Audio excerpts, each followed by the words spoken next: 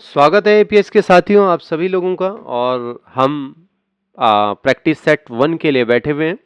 इनमें से 3-4 लोगों का बहुत बहुत आभार। अंकित कुमार जी हैं हमारे साथ, अंकित भाई हैं। उनकी कुछ समस्याएं हैं जो मैंने पेपर आपका देखा। अभी तक जितने लोगों ने वीडियो बनाने के टाइम तक जितने लोगों ने मुझे एग्जाम पेपर भेजा है उनमें से बस 3 लोग हैं। एक अंकित कुमार जी हैं, एक नवीन जी हैं और एक सुलेमान भाई हैं। आप सभी की कुछ समस्याएं हैं जो मैं पेपर के दौरान देख रहा था, पर सारे लोगों की लिखने से रिलेटेड पहली समस्या है। मतलब आप चीजों को लिख नहीं पा रहे कि कैसा मेथड हमारा होगा। अच्छा, कुछ कुछ में आप लोगों का रिस्पॉन्स अच्छा भी है, पर फिर भी जो पहले नंबर पे अंकित भैया हैं, अंकित भाई जी, जो आपका ऑफिस यूज होगा वो 16 का होगा। आप 7 का वर्जन यूज करें, कहीं ना कहीं आपको दिक्कत आ सकती है। इसीलिए बेहतर हो आप 16 से ऊपर का वर्जन यूज करें, पर वहां पे आपका 16 तक के वर्जन यूज होने वाले हैं, उसी से रिलेटेड काम हो गया। बाकी लोगों का कुछ ऐसा था नहीं। कुछ राइटिंग में आपकी प्रॉब्लम है, नवीन जी का भी वही है, सुलेमान भाई का भी कुछ मिलता जुलता है। आप लोगों का धन्यवाद। आप लोगों की कॉपी के आधार पे ही मैं चीजों का मूल्यांकन कर पाया और इसी वीडियोस को मैं इसी आधार पे ला रहा हूं। इसके साथ साथ मैं आपको एक पीडीएफ भी भेजूंगा। जैसा जैसा मैंने इन स्टेपों को अगर मैं करता, एग्जाम में बैठता, तो मैं किस तरीके से इन्हें सॉल्व करता लिखने से रिलेटेड, ये मेरे पास क्वेश्चन पेपर स्क्रीन पे है मेरे। अच्छा, साथ साथ इसका सॉल्यूशन जो लिखने वाले हैं वो सारे सवाल यहाँ पे है। हाँ, कुछ लोगों ने इसमें स्क्रीनशॉट भी दिए हैं। जैसे मेरे पास ये वाला सवाल आया था, सेकंड नंबर का था, यहाँ पे लिखा था display the property of recycling. हाँ ठीक है, बिल्कुल। जिन लोगों ने स्क्रीन रिकॉर्ड करके स्नैपशॉट दिया उनका भी बिल्कुल सही है, मैं ऐसा नहीं कह रहा हूँ कि गलत है। हाँ, ये मेथड 2 प्रकार से पूछा जाता है, एक में लिखने वाला भी आता है और एक में आपके पास स्क्रीनशॉट आता है। पर फिर हमें पता कैसे चलेगा मास्टर जी, कैसे पता चलेगा कि लिखने वाला है या हमें ऐसे देना? तो मैंने हमेशा कहा है आप लोगों को इंस्ट्रक्शन पढ़ने हैं, सभी दिखाया इंस्ट्रक्शन केयरफुली, सारे इंस्ट्रक्शन आप केयरफुली पढ़ो। अब वो आपको बताएगा कि आपको क्या करना है। Right the answer of question, आपको इन क्वेश्चनों का जवाब देना। पहले नंबर का होगा, चौथे नंबर का होगा और 5वें नंबर का होगा। ये पूरा जो 5वें नंबर का है अपने आप बताएगा कि 1 नंबर का ABCD इंस्ट्रक्शन होगा। ये सारे आपके लिखने के पैटर्न में यूज होंगे और अगर आपका स्क्रीनशॉट पैटर्न है तो वो यहां पे भी आपको देगा। तो पहला काम, आप लोगों की पहली कमी यहीं पे ही मुझे नजर आई, क्योंकि आप इंस्ट्रक्शन नहीं पढ़े। परीक्षा में इन चीजों का बहुत विशेष ध्यान रखना दोस्तों। इंस्ट्रक्शन पढ़ लेना, जिसका जवाब जिस पैटर्न पे मांगा गया उसी पैटर्न पे आपको जवाब देना।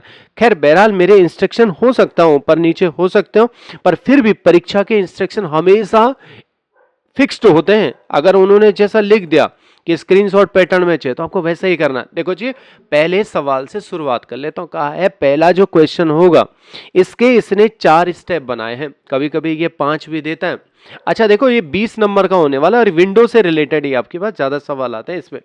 पहले सवाल में लिखा है right the name of any one open source operating system. पहली बात तो ये जान लो कि ओपन सोर्स हुआ क्या। ओपन सोर्स का मतलब होता है जो फ्री में मिलते हैं जी हमें इंटरनेट पे। अच्छा, इंटरनेट पे जिसको भी आप ढूंढेंगे तो जो आपको फ्री में मिलेगा वो ओपन सोर्स है। पर वैसा मत सोचना, ओपन सोर्स में भी बहुत सारी चीजें आपके पास फ्री होती हैं। अब ये 3 प्रकार से सवाल पूछता है यहाँ पे। पहला सवाल तो पूछता है ओपन सोर्स ऑपरेटिंग सिस्टम, जो पूरे सिस्टम को चलाते हैं, किसी मशीन को चलाते हैं, हार्डवेयर इसके साथ कनेक्ट होते हैं, वो आपके ऑपरेटिंग सिस्टम होते हैं। ओएस भी इन्हें कहते हैं और कुछ लोग विंडो कहते हैं, पर विंडो माइक्रोसॉफ्ट का है इसीलिए इंडिया में तो विंडो विंडो ही कहते हैं, पर विंडो माइक्रोसॉफ्ट का ऑपरेटिंग सिस्टम है। बाकी और कंपनियों के भी आते हैं, पर ओएस इससे कहा जाता है ऑपरेटिंग सिस्टम। ओपन सोर्स में आपके पास लाइनेक्स भी आता है और कुछ बच्चों ने एंड्रॉइड लिखा था, हाँ वो भी आपके ऑपरेटिंग सिस्टम के अंदर आता है। देखो मैंने इन चीजों का सॉल्यूशन पहले का, जब मैंने क्वेश्चन नंबर 1 लिखा है तो हमेशा इन चीजों का एक बहुत विशेष ध्यान रखना, सीरीज वाइज हमेशा करना। क्वेश्चन नंबर 1 का A करेंगे, B करेंगे, C करेंगे, ऐसे ही तरीके से करना। अच्छा, मैं आपके साथ ऑपरेटिंग सिस्टम पे बात कर रहा था। मैंने कहा देखो जी, जो पॉपुलर है ऑपरेटिंग सिस्टम वो लाइनेक्स है, जो आपको फ्री में मिलता है। मैंने आपसे ये भी कहा कि इसके साथ 3 सवाल आपके पास बनते हैं। पहला सवाल ऑपरेटिंग सिस्टम से बनता है, दूसरा ये कहता है कि वेब ब्राउजर बताओ। जो वेब को ब्राउज करता है वो भी आपका ओपन सोर्स कहता है कि मुझे ओपन सोर्स वेब ब्राउजर का नाम बताओ जो इंटरनेट को वेब ब्राउज करते हैं। देखो ना, आपके पास बहुत सारे ऑप्शन आते हैं, जैसे माइक्रोसॉफ्ट का आता है, माइक्रोसॉफ्ट का एज आ गया, गूगल का क्रोम आ गया। तो ये नाम जरूर याद रखना। ये सारे ज्यादातर मैंने ऐसा देखा है, जितने भी आपके वेब ब्राउजर होते हैं जो वेब को ब्राउज करते हैं, तो वो आपके वेब ब्राउजर हो गया, ऑपरेटिंग सिस्टम ये पूरा हो गया जो हार्डवेयर को चलना सिखा रहा है। एक फ्री वाला समझ ना, ओपन सोर्स जब भी आएगा इसका मतलब है फ्री में है ये। तो अब दूसरा सवाल आपके पास क्या आया कि माइक्रोसॉफ्ट का, अच्छा, वेब ब्राउजर ओपन सोर्स कौन सा है? तो आपके पास माइक्रोसॉफ्ट का एज भी है, गूगल का क्रोम भी है। अच्छा, एक सवाल और भी आता है इसी में, ये कहता है जैसे आप इसी को देख रहे हैं, ओपन सोर्स सॉफ्टवेयर कौन सा है, ऑफिस कौन सा है? तो जैसे यहाँ पे तो ये था आपका, यहाँ पे तो ऑपरेटिंग सिस्टम आया था। अच्छा, वहां पे आ गया कि ओपन सोर्स ऑफिस बताओ जी, तो वो आपके लिवरी का है, वो आपको फ्री में मिलता है। इस तरीके से इससे 3 सवाल बनते हैं बच्चों। पहला तो ऑपरेटिंग सिस्टम से बनता है, वेब ब्राउजर से बनता है, और ओपन ऑफिस से बनता है कि जो आपके फ्री में मिलते हैं, ओपन सोर्स है। तो इसका जवाब ज्यादातर बच्चों ने बिल्कुल सही लिखा था, लाइनेक्स भी है, और आपने किसी ने एक और भी लिखा था एंड्रॉइड, वो भी बिल्कुल सही है। पर हमारे पास तो एक ही पूछा गया था, हमने एक का जवाब दे दिया। देखो, ज्यादातर बच्चों ने ऐसा सोच के बनाया है कि आपको डिस्प्ले कराना है इसकी प्रॉपर्टी। हाँ, मैं बुरा नहीं कह रहा हूं उसे, और तरीका बिल्कुल सही है, उन्होंने सही भी लिखा था और सही भी करा था, स्क्रीनशॉट बनाया था उनका। पर देखना, मैंने आपसे क्या कहा है, हमेशा उसके इंस्ट्रक्शन जरूर पढ़ना, है ना। इंस्ट्रक्शन जब आप पढ़ लेते हैं तो तब आपको ज्यादा आइडिया आता है। अच्छा, यहां के लिए तो मैंने ऐसा कहा था कि ये सारे आपको स्टेप लिखने, और जब आपके पास ऐसे स्टेप आएंगे तो आपको ऐसे स्टेप में लिखना होता है।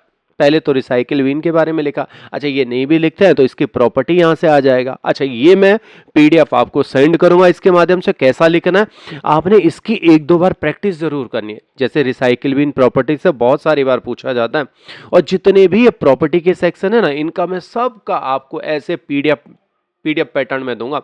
इनसे एक ना एक सवाल जरूर आता है। जैसे आप देखेंगे तो यहां पे आपके पास दिस पीसी की प्रॉपर्टी आती है, यानी कभी कभी ये बोलता है मुझसे कि ये जो दिस पीसी है आपकी कंप्यूटर की इंफॉर्मेशन है उसको बताओ। तो आप यहाँ पे राइट क्लिक करना, सारे प्रॉपर्टी से रिलेटेड है, इसकी प्रॉपर्टी आपके पास आ जाएगी, इस पे कुछ इंफॉर्मेशन होती है। तो ये भी आपके पास लिखने से रिलेटेड भी आ सकता है, स्क्रीनशॉट भी आ सकता है, नेटवर्क की प्रॉपर्टी आ सकती है। पर नेटवर्क में भी 2 सवाल आपके पास आते हैं।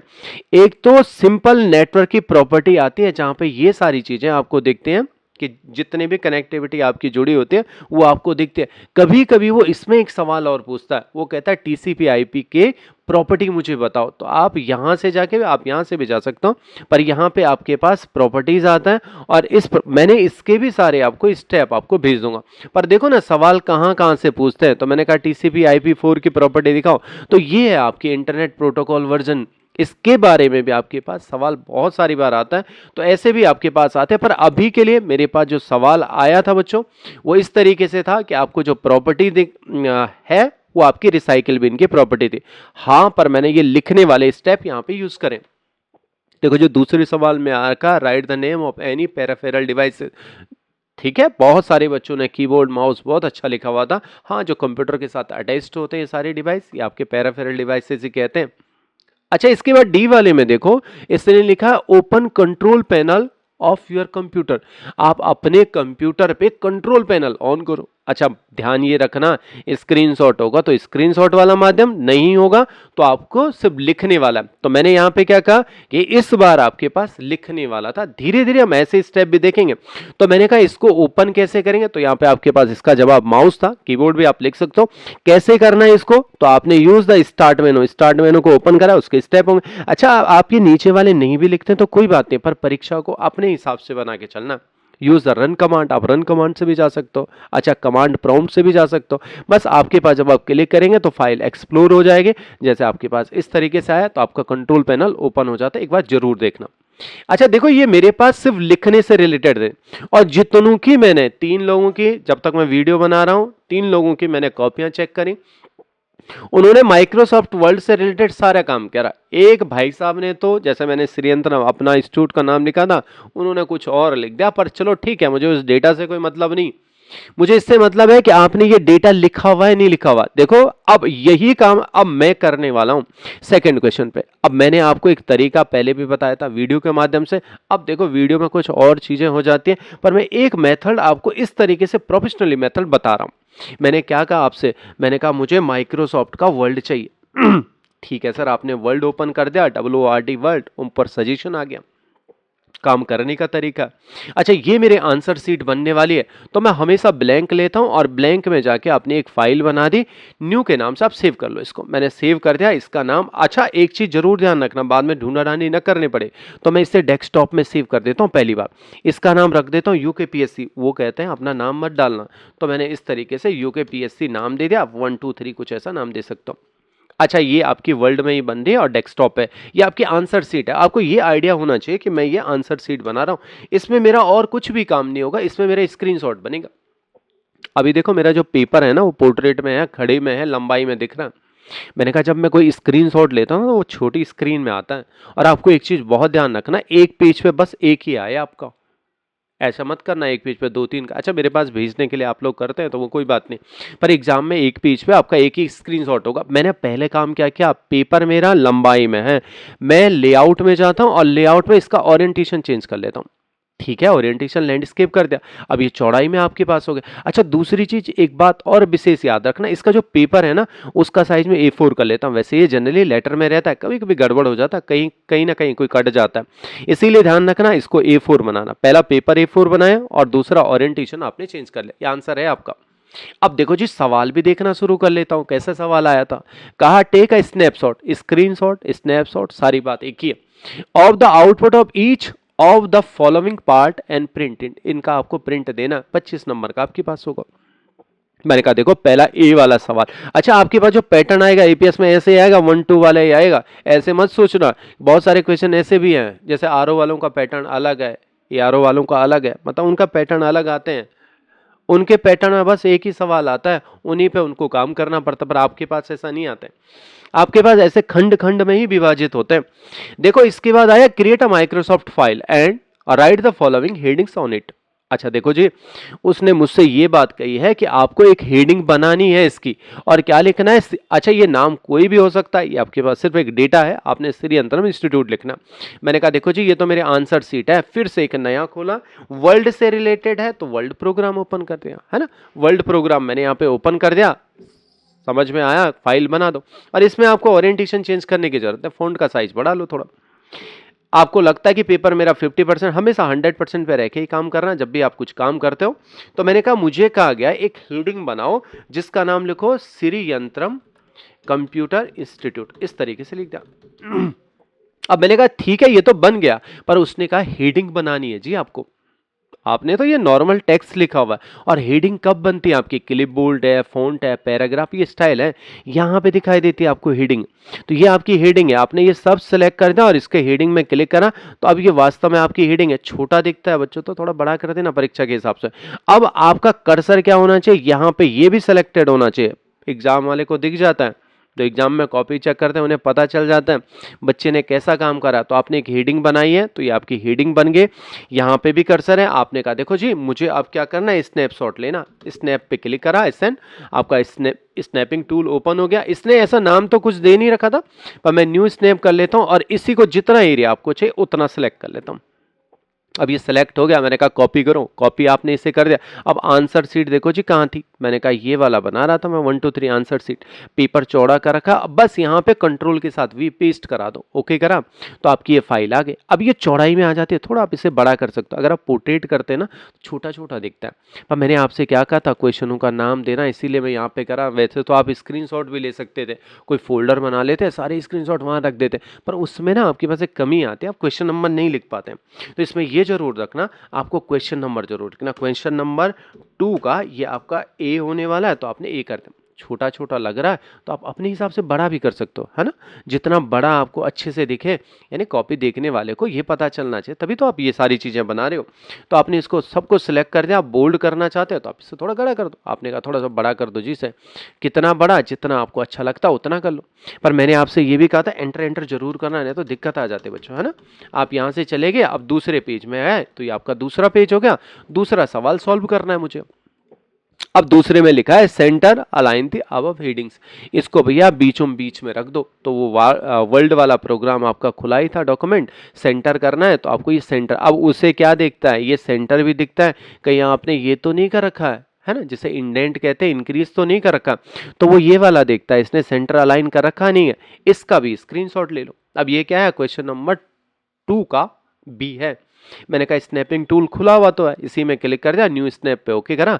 अब इसको मैंने सेंटर तो कर दिया और इसी को पकड़ के इतना स्नैपशॉट लेगा, उसे ये भी दिखता है कि ये बच्चा वास्तव में इस जगह पे गया है नहीं गया, तो उसको दिख गया, तो आपने इसी की कॉपी कर दी और यहाँ पे जो आपका वर्ल्ड वाला प्रोग्राम तय हो रहा है इसी में आपने क्लिक कर दिया, यहाँ लिख दिया क्वेश्चन नंबर 2 का आप बी, ये आपका 2 का बी का आंसर है और इसी को आपने पेस्ट करा दिया, आपकी फाइल ही होगी। अब छोटा बड़ा आप देख सकते हो, बस यहाँ नीचे क्लिक करके आप दूसरे में जाना चाहते हैं तो आपने यहीं से क्या कर दिया, अब जब यहाँ पे जाएंगे तो एंटर एंटर कर लेना इस तरीके। अब देखो एंटर एंटर में कभी कभी दिक्कत भी होती है ऐसे, है ना, तो ऐसा करना, पहले ही आप एंटर कर देना। ये मूवमेंट, अच्छा कभी कभी ये भी करता है, ये मूवमेंट करने में दिक्कत करता है, तो मैंने हमेशा अपने लिए ये वाला ऑप्शन ऑन करा रहता है, टेक्स्ट रैपिंग का ये वाला, तो मैं इसको ऑन ही रखता हूँ। अच्छा जिससे कुछ दिक्कत होगी तो एक बार वीडियो जरूर देखना है, इसमें हल्का सा मैंने लैंडस्केप मोड में इसका चेंजेस करा है।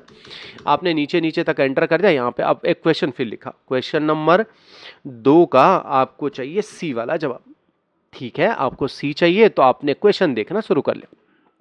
क्या जी, सी में लिखा है right the following paragraph on above created file. अच्छा देखो, अब जब अबव देगा ना तो ऊपर वाली जो आप ये श्रीयंत्रम टाइटल आपका आ रहा है ना हेडिंग, ये भी रहना चाहिए और इसके अंदर ये डेटा। अच्छा ये इन डेटा को इसलिए देता है कि ये देखता है कि कैसा मैंने बना रखा। पहली बात तो इसमें अगर आप देखोगे तो पहले में फर्स्ट टैब लगा हुआ, इतना डिस्टेंस है तो आपका ऐसा ही होना चाहिए। दूसरी चीज आगे की तरफ बराबर है और पीछे भी बराबर है, तो ये जस्टिफाई हो रखा, तो ऐसा ही आपको टेक्स्ट लिखना। अच्छा मैं अभी के लिए कुछ रफली सा टेक्स्ट लिख लेता हूँ, नीचे कर लेता हूँ। अब ये मुझे हेडिंग नहीं चाहिए, नॉर्मल टेक्स्ट में चाहिए, तो इस तरीके से मैंने एक हल्का सा टेक्स्ट ले रहा हूँ, रफली सा टेक्स्ट, एक पैराग्राफ बना रहा हूँ जिसमें मुझे 6 लाइनें चाहिए। कुछ क्लोज करके एंटर कर दिया, ये मेरा बन गया। इसने कहा पहला आपका टैब लगा हुआ होना चाहिए, दूसरा इन सबको सिलेक्ट करके जस्टिफाई होना चाहिए, फॉन्ट का साइज थोड़ा बढ़ा दो, 16 स्टैंडर्ड साइज होता है हमेशा, जब भी आप काम करोगे तो 16 में ही अपना स्टैंडर्ड बना के चलना। तो ये आपका एक पूरा रूप बन गया। इसका स्नैप ले लो, आप फिर से वहीं गए न्यू में और स्नैपिंग टूल ओपन हो जाएगा, ये पूरा माइक्रोसॉफ्ट वर्ल्ड भी आपका दिखना चाहिए। इसी को आपने फिर से कॉपी कर दिया। अब जब यहाँ पे जाते हैं जो आपके पास आंसर सीट बन रहे, तो इसी के नीचे आपने इसे पेस्ट करा दिया। अब छोटा बड़ा आप अपने अनुसार कर सकते हो। फिर ठीक है, मैं तीसरे पेज में आ गया, फिर यहाँ पे लिखा क्वेश्चन नंबर 2 का, अब आपके पास बी या सी, ये वाला मेरे पास था, सी वाला ये आपके पास हो जाएगा डी। कोष्टक क्लोज करके अब यहां पे देख लेता हूं, अब मुझसे ये क्या कह रहा, ये कह रहा convert the above paragraph into bold. आप इसको बोल्ड करना है जी, गाढ़ा करना है, किसको, पैराग्राफ को। अब पैराग्राफ ये वाला है, ये ऊपर वाली तो हेडिंग थी, तो मैंने कहा ठीक है बना हुआ तो है ये वाला। अच्छा ये ऊपर वाला भी रहने देना, इसको सब कुछ सेलेक्ट कर दिया और आपने बोल्ड कर दिया। अब उससे ये भी दिखता है कि इसने बोल्ड कर रखा नहीं कर रखा, इसका भी स्नैपशॉट ले लो, फिर से क्लिक कर दिया, न्यू में क्लिक करा, स्नैपिंग टूल ओपन हो जाएगा, माइक्रोसॉफ्ट वर्ल्ड में ही दिखाना है। इसी को फिर से आपने कॉपी कर दिया और जो आपकी आंसर सीट बन रही है इस तरीके से आपने आंसर सीट बनाना शुरू कर दिया। आंसर सीट में गए, यहाँ पे पेस्ट करा दिया, ये आपका डी वाला बन गया। अब ठीक है जी, ई वाला भी है, धीरे धीरे आप नीचे आ जाओ, आपने यहाँ पे क्लिक कर दिया, मैंने कहा एंटर एंटर करता हूँ। तो मैंने आपसे कहा था कभी कभी दिक्कत भी होती है इस एंटर में, तो आपको वो वीडियो जरूर देखनी है ना, जिसमें मैंने शुरू में ही ऐसी गलती कर दी, फिर मुझे ऐसा भुगतना भी पड़ेगा। तो मैंने यहाँ पे लिख दिया क्वेश्चन नंबर 2 का। अब ये था आपके पास डी और अब आपके पास होने वाला है ई। तो इस तरीके से आपने ई ले लिया। अच्छा जैसे जैसे आपके पास बने होंगे, जैसे जैसे सवाल आए होंगे, वैसे आपको सॉल्व करना। ठीक है जी, बोल्ड तो कर दिया, अंडरलाइन दे अब पैराग्राफ, जो ऊपर पैराग्राफ है उसको अंडरलाइन कर दो। ठीक है जी, इसी में ओके कर दिया और इसको अंडरलाइन कर दिया। ठीक है, अंडरलाइन है। अब बोल्ड पहले से हो रखा तो जो बोल्ड ही रहने देना, ऐसा मत करना क्या हटा दिया, है ना। ये सारी चीजें आपने अंडरलाइन कर दिया, इसका भी स्नैपशॉट ले लो। तो इस तरीके से आपने यहाँ पे स्नैपशॉट लेना शुरू कर दिया। कॉपी कर दिया मैंने इसे, और कॉपी करने के बाद मैं फिर से अपने इस डेटा वाले में गया, मैंने कहा यही तो मेरा बन रहा था, और एंटर एंटर खूब सारा कर लेता बच्चों, है ना। और अब मैं नीचे वाले में चलेगा तो मैंने यहाँ पे इसे कर दिया पेस्ट। अच्छा ये डेटा मेरा माइक्रोसॉफ्ट वर्ड का काम हो गया जी तमाम। ई वाला बन गया, है ना। यहीं तक आपके पास सवाल भी थे माइक्रोसॉफ्ट वर्ल्ड से रिलेटेड। अच्छा वर्ल्ड डॉक्यूमेंट लिखा हुआ तो वर्ल्ड से रिलेटेड इतने सवाल खत्म हो गए। अब बारी आपकी एक्सेल की आती है। अब देखो एक्सेल में यहाँ पे बच्चे गलती करते हैं यार, यहाँ पे लिखा, अच्छा उसने तभी ये सारी चीजें घुमा के दी होती हैं। उसने पहला सवाल इसमें दिया है, create a worksheet with the name examination. अब देखो उसने वर्कशीट दिया है और बच्चों के दिमाग में आता वर्कशीट नहीं है, वो वर्क बुक का नाम दे देते हैं। देखो कैसे मैं चीजों को बता देता हूं।